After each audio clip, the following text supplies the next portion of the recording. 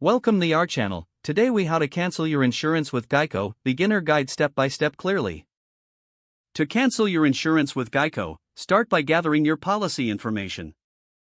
Have your Geico policy number ready for reference. Next, visit the official Geico website. Look for the Contact Us section. You can choose to call Geico directly or use their online service options. If you prefer to call, dial the customer service number provided on their website. When you reach the representative, inform them that you wish to cancel your policy. Be prepared to answer a few questions for verification. After verifying your identity, request confirmation of your cancellation. If you prefer to cancel online, log in to your Geico account. Navigate to the Policy Management section. Select the option to cancel your policy.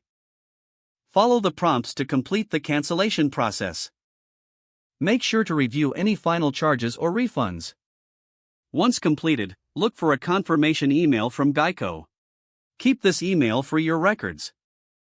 If you have any questions during the process, don't hesitate to ask the customer service representative for assistance.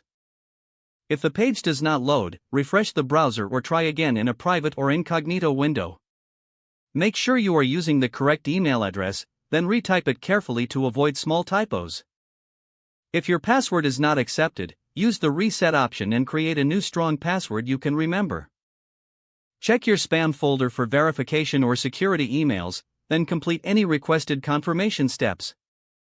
Enable two-factor authentication if available to improve account security and reduce unauthorized access risk. After signing in, review your profile details so your contact information and settings are accurate and current.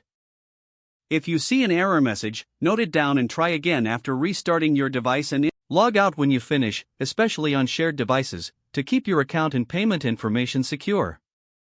If the page does not load, refresh the browser or try again in a private or incognito window. Make sure you are using the correct email address, then retype it carefully to avoid small typos. If your password is not accepted, use the reset option and create a new strong password you can remember. Don't forget to like this video and subscribe to our channel for more step-by-step tech guides.